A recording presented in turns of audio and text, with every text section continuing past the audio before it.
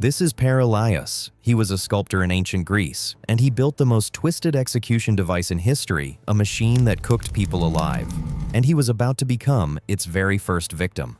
Because here's the twist that makes this one of the darkest and honestly funniest stories the ancient world ever produced. Perilaus wasn't captured by an enemy. He wasn't a prisoner. He built this machine on purpose, showed it off proudly, and then got personally cooked inside it by the one man he was trying to impress. This is the story of the brazen bull and the inventor, whose own big mouth got him roasted alive in his own creation. Let's set the scene. Our story takes place in Acragas, a wealthy Greek city on the island of Sicily. And Acragas had a bit of a problem, and that problem's name was Phalaris. Phalaris was the tyrant of the city, and tyrant here is not an exaggeration. It's basically his job title. He ran the place from around 570 BC, and he had a reputation. Specifically, a reputation for being one of the cruelest rulers in the entire ancient world. This was a man so notorious for his brutality that Greek writers were still using him as the go-to example of evil ruler centuries later. Being conquered by an enemy army was considered by some of his own people to be the preferable option, so great boss. Really lovely energy in that office. So back to Perilaus. Now that you've met the man who runs the city, you can probably see the opportunity our sculptor spotted, because Perilaus wasn't just an artist. He was an artist with a business plan. He'd noticed that Phalaris loved exactly two things, showing off his power and hurting people. So Perilaus thought, what if I could combine both of those into one convenient product? A single gift that says both, I respect your authority, and I also enjoy human suffering. And with that genuinely deranged pitch already forming in his head, he got to work. What he built was, admittedly, a masterpiece of craftsmanship. A hollow, life-sized bull, cast entirely from bronze, with a small door on one side. You put a person inside, you close the door, and then you light a large fire directly underneath it. The bronze heats up like a giant oven, and the person inside is slowly, agonizingly roasted to death.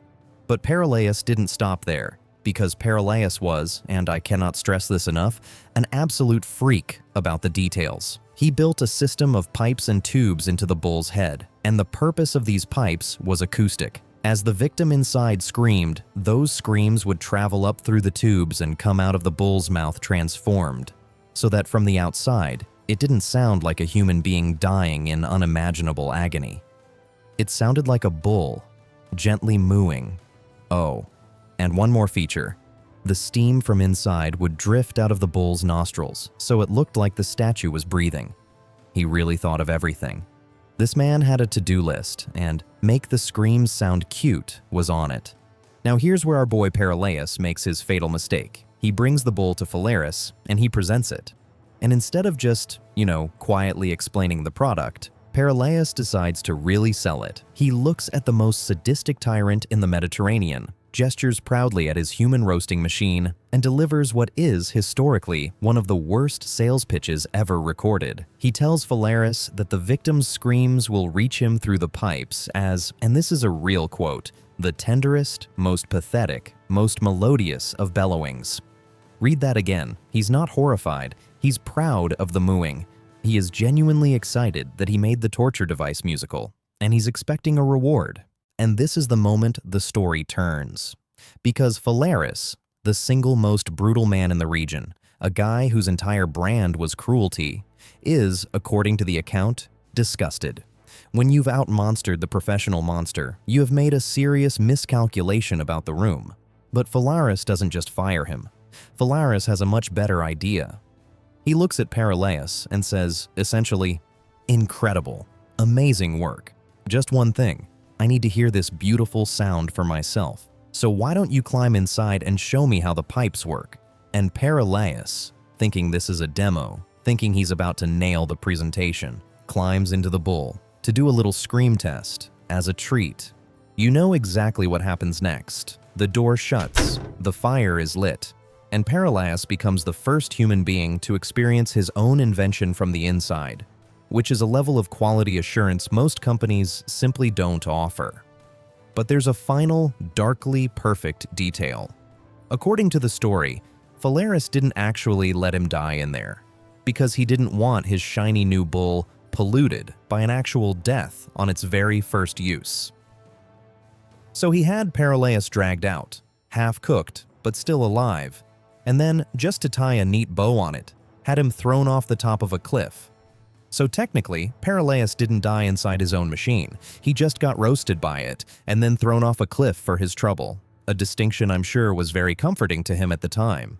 And that would be a satisfying enough ending. But history had one more twist saved up, because Phalaris kept the bull, and for years he used it on his enemies, on suspicious foreigners, on anyone who annoyed him, building his reputation as the guy with the screaming metal cow. But tyrants have a well-documented career risk. Eventually, people get sick of you. And around 554 BC, the people of Acragas rose up and overthrew Phalaris. And when they were deciding what to do with him, someone apparently pointed at the bull and said, "Perfect." According to the legend, Phalaris himself was thrown into his own brazen bull and roasted alive, in the exact machine he'd used to torture everyone else. The device claimed its inventor and its owner. It went 2 for 2 on the people responsible for it. Now, I have to be honest with you here, because I'm not going to pretend this is airtight. Modern historians are pretty skeptical of the details. The story has all the classic fingerprints of a moral fable, the perfect poetic justice, the lesson about greed and cruelty backfiring, the irony so clean it almost feels written. Stories like that tend to get polished over centuries, but, and this matters, the bull itself was very likely real. Writers like Pindar, who lived less than a century after Phalaris, talk about it like it's common knowledge. The Roman writer Cicero references it as fact. There really does seem to have been a bronze bull in Acragas connected to this brutal tyrant. So the machine? Probably real. The perfect karmic ending? That might be history doing a little creative editing. But even if the details got polished over the centuries, the reason we still tell this story 2,500 years later is the part that never gets old. A man got so obsessed with impressing a monster and so proud of his own cruelty that he invented an entirely new way to kill people, and then got to be the very first to try it. He built the trap, he oiled the hinges, he tuned the screams to sound like music, and then he walked directly inside and asked someone to light a match. If there's a lesson in here somewhere, it's probably this: be very, very careful what you build to impress the wrong person, because every so often, history lets the machine decide who goes in first.